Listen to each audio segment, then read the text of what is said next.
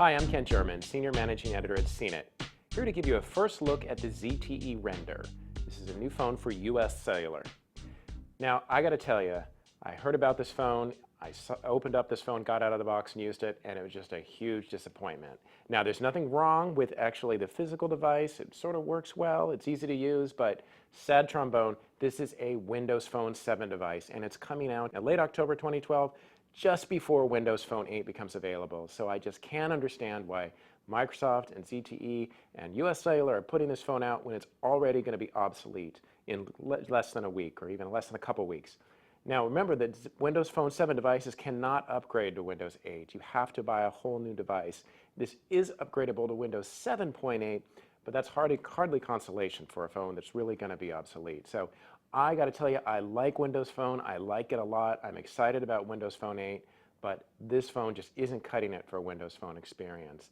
And another thing is it is $80 with a contract. Now, if you're going to have a phone that's going to be pretty much outdated the moment you buy it, it should really be free with contract or $80 prepaid. So pricing's not right and not for what you get inside. But I will concentrate on a couple good points for a moment. It does have a nice design. It is comfortable. It is easy to use. Has a good construction. Typical Windows Phone design with the interface. You have the tiles.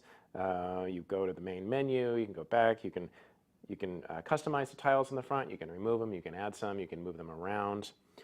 Here on the back, have a little bit of a pattern. It's only visible when you see it in certain light. You have the camera lens. You have a flash. Up on the top, there's the 3.5mm headset jack. There's a volume rocker on this side, just below or just above the camera shutter. Over on this side, there's the micro USB port that is for the charger and for a syncing cable.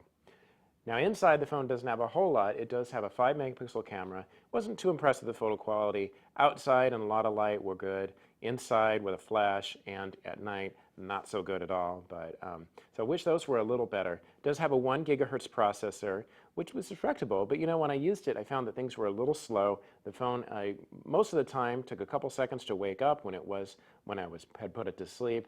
A lot of applications opened a little slower than I'd like. The phone is stuck on 3G, so that's getting kind of old as we're seeing LTE from most carriers now. A lot of things will take slower than you're used to if you're used to 4G or even HSPA+.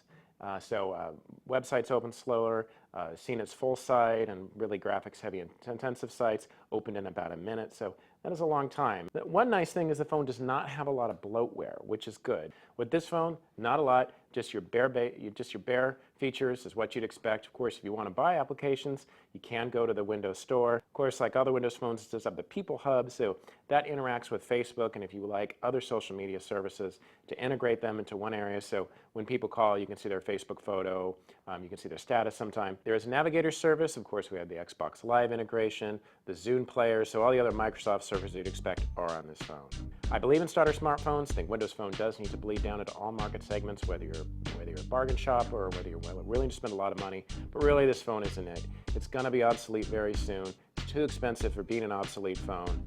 It is easy to use, but if you're looking to go to Windows Phone, just wait for those Windows Phone 8 devices. Seriously.